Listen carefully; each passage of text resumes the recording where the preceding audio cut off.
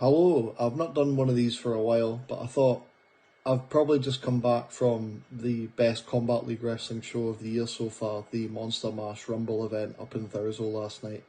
And I thought I need to make a wee video of just reviewing this show. Well, I say review, go and recapping the show. Just a wee quick one because I thought I can't not, because it was probably the best one. 5 shows out of the 6 for the season so far have passed us by, and this was the one I probably had the most fun at. So those of you that know CLW will obviously know how wacky it can be and how fun it actually is to go and watch these shows in a wee town on a Thursday, and a Saturday night up in Thurso.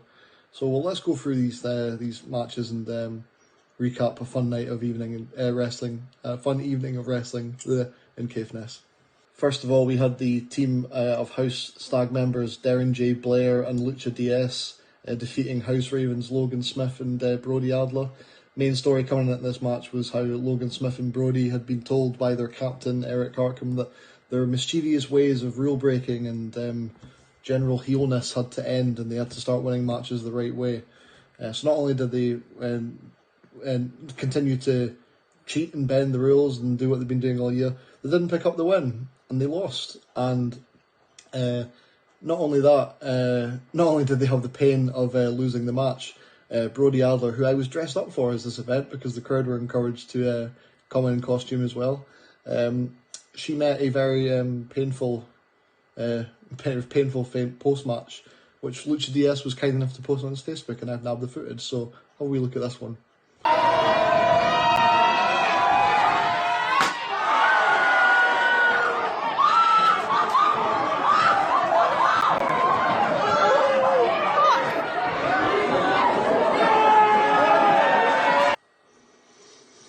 So I was in the third row looking right at Brody Adler as she took this, and oh my god, did that look and sound like it absolutely stung to hell. And people say wrestling is fake. Hope your affected area is feeling a bit better today, Brody. But yeah, you're a bad guy, so you deserved it. And thanks for ripping the piss out of me when you noticed that I was also dressed up as you. But at least Logan Smith liked it. Next up, we had RJ Cash versus his longtime rival at this point, Eric Arkham, who they've done a bit of a 180. RJ was kind of flirting with being a babyface for the last couple of shows, but he's very much gone back to being the bad guy now.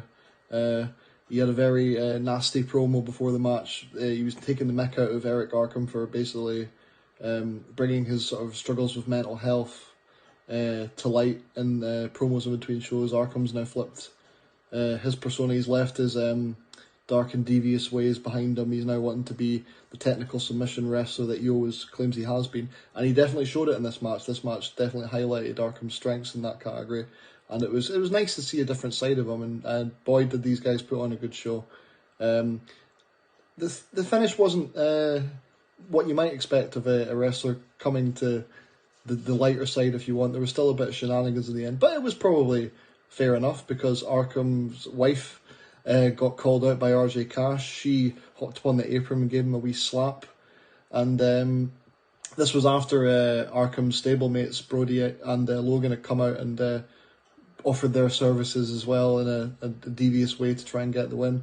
Arkham rejected it, but he did try and capitalise off his wife's slap, which was correct, but he rolled up RJ, but RJ reversed it and got the win. So the bad guy got the win over the guy who was brave enough to come forward and open up about his issues, which was potentially a weird booking decision, but never fear, it got fixed later.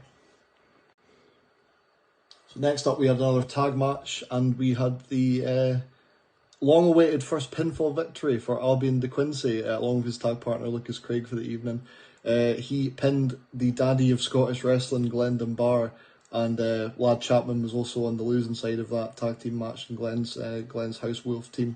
I was so happy for Albion to get his first win. Although podcasts with both Adam and Albion, of course, are now available on the channel.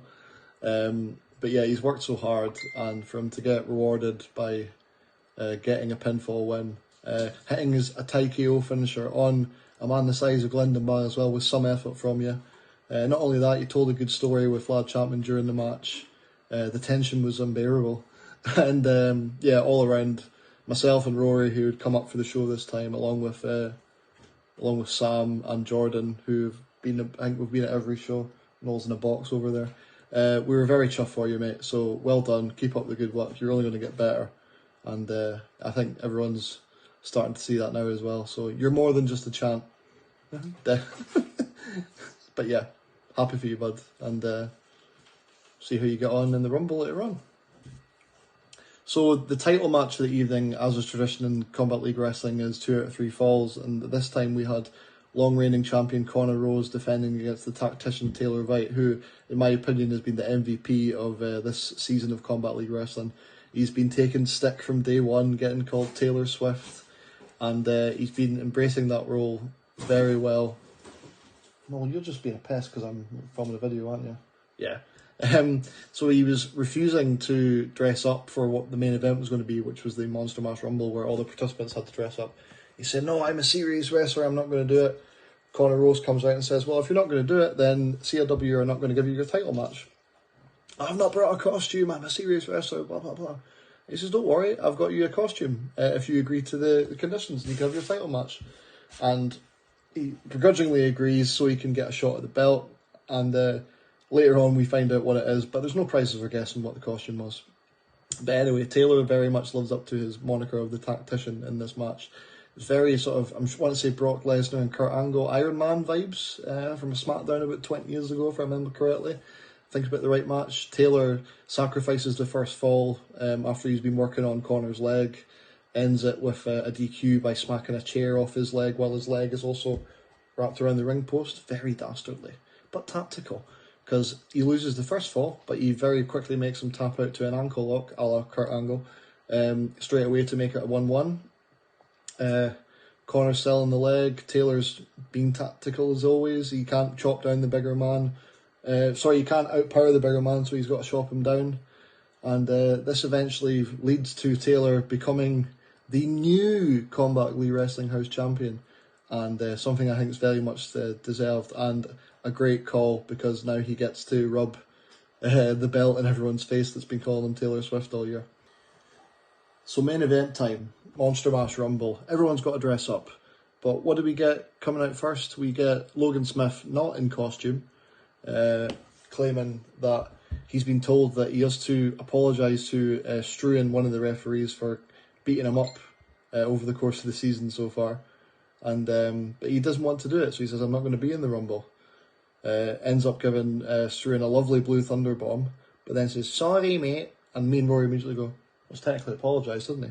And that is the loophole that he uses to enter the Rumble, but he doesn't come in first. We have Lad Chapman starting things off. With who did he start off with? Oh yeah, it was Morty from Rick and Morty. Eric Arkham came out with his wee boy again, and in a very cool Morty costume. I've never seen the show before, but he looked spot on. Lad was some sort of sexy Japanese maid. He's a bit of a weeb, so so it wasn't the biggest surprise in the world.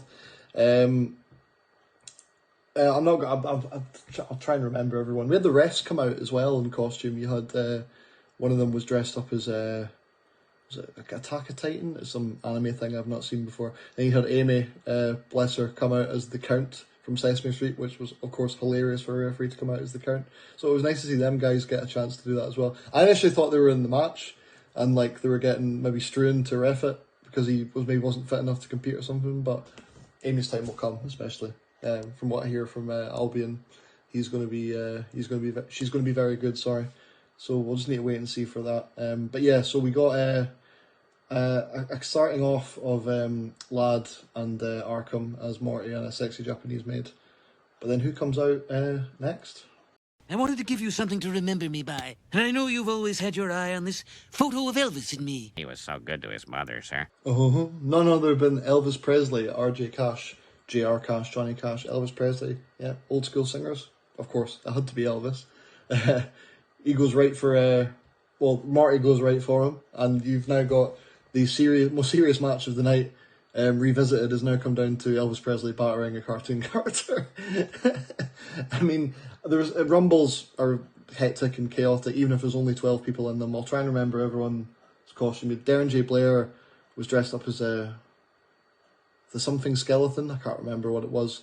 but he suited face paint so much. He looked like a young Mikey Whiplash, and that would be something that would be very cool if he kept.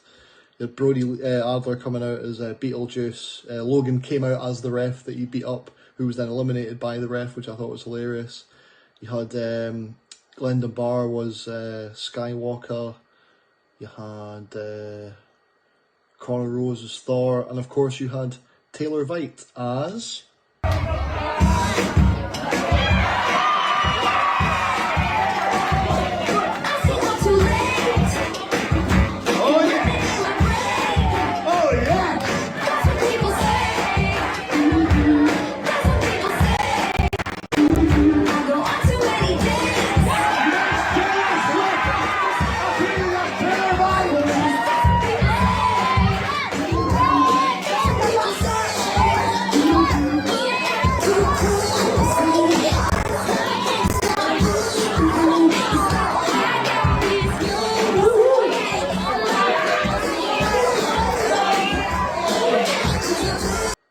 It couldn't have been anything else, and once again, fair play to Taylor for embracing this to the fullest.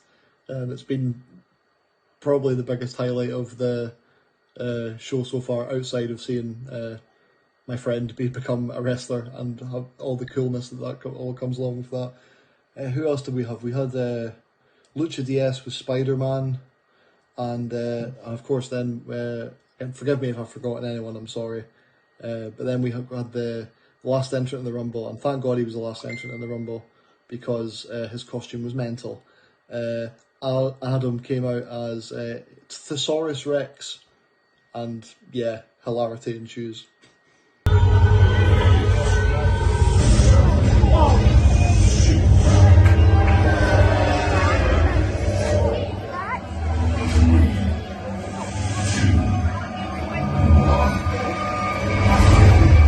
The final wrestler that joins the league.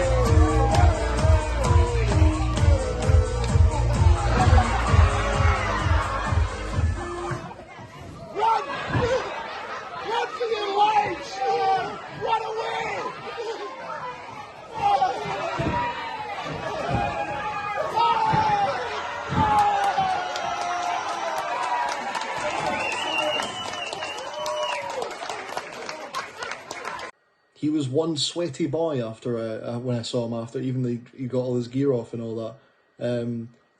Crazy idea, but boy was it entertaining. I was very much sports entertained. Lad Chapman ends up getting the win, but not before Albion De Quincey eliminates Brody Lee. Brody, keep calling you Brody Lee, I'm sorry. Brody Adler, which might have tied a nice wee bow on their feud. Although I'm pretty sure it's House Wolf who now advanced to the final along with, I think it's House Stag. One thing they forgot to do was actually announce who was going to be in the final, but I'm sure they'll clear that up on the socials. If it is Wolf and Stag in the final, I think they're having like an elimination Survivor Series style match to cap that off. We may get another Adam Brody match, because if it's Wildcat and Raven that are left to fight each other for the other matches on the show, but then again, you know, Albion might be due a wee title shot because he's won 2 matches in a row now, and he's got a lot of unfinished business with Taylor Veit. So I don't have long to wait, thankfully. The next show's in 4 weeks, the end of November. So yeah, I'll need to recap that as well, and I can do like a review of Albion De Quincey's first year as a professional wrestler, because he's done very well, and I'm very proud of him. And yeah, things can only get better, and things only will get better for him, because he's only going to get better with every match he does.